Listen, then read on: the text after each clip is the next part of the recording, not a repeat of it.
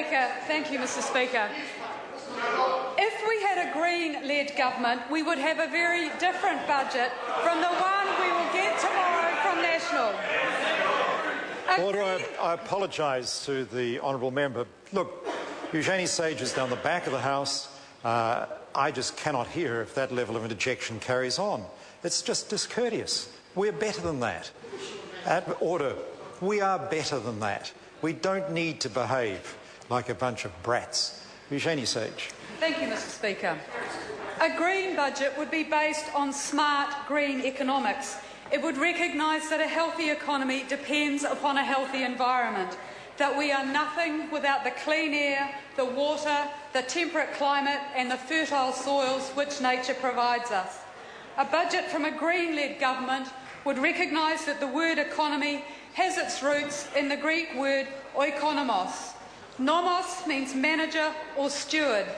A green budget would ensure that our oikonomos, or our economy, was based on an ethic of stewardship or kaitiakitanga for our dwelling place, these islands of Aotearoa, and our larger dwelling place, the planet itself.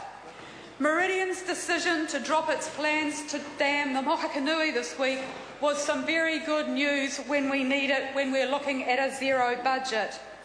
It was a tribute to the thousands of New Zealanders who care about wild nature, about our rivers, and who spoke up for the Mokihinui as a dwelling place for threatened species like tuna, longfin eel, the whio, the blue duck, and as a place to fish, kayak, walk and tramp. The Mokihinui Dam would have drowned more than 200 hectares of conservation land, flooding the largest area of public land since the Manapuri scheme. That people had to mobilise to protect the Mohakanui and the public conservation estate, given the abundant scientific evidence about its outstanding landscape, ecological and recreational values, shows what's wrong with the government's economic policy. And that is that virtually nothing is off limits to National's sell it, dig it, drill it, mine it, irrigate it agenda and its short-term thinking of cash now and let someone else take care of the environment and take care of our future.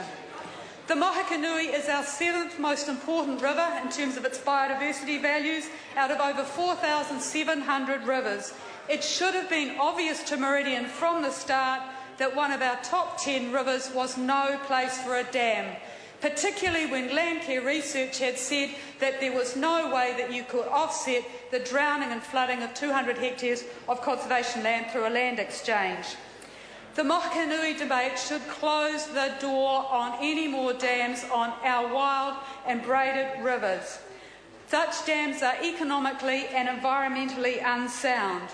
We need a clear direction in Meridian's statement of intent that any of its energy generation should be sustainable and should recognise and provide for our nationally important rivers such as the Mohakanui.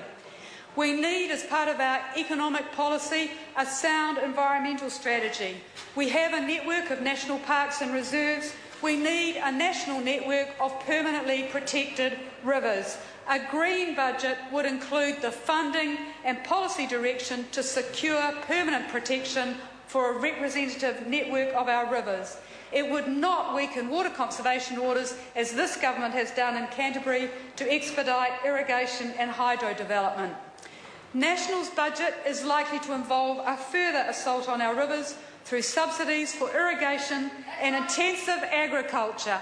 Emboldened by the prospect of the revenue generated from the sale of our assets, the Hawke's Bay Regional Council is now contemplating a $250 million mega-impact, mega-dam proposal. And that's because the government is handing out subsidies for intensive agriculture.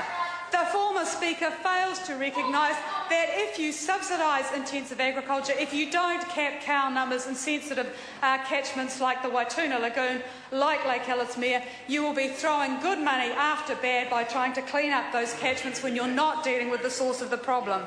A green budget would put a fair charge on the commercial use of water to generate revenue, to invest in more sustainable land and water management, to restore wetlands, to protect riparian areas, to fence them off, and we'd invest more in environmental research.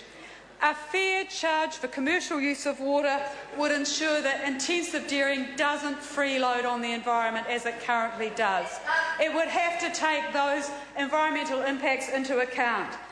We saw the landmark recommendations of the Land and Water Forum last week, proposals for a suite of environmental standards to set clear bottom lines.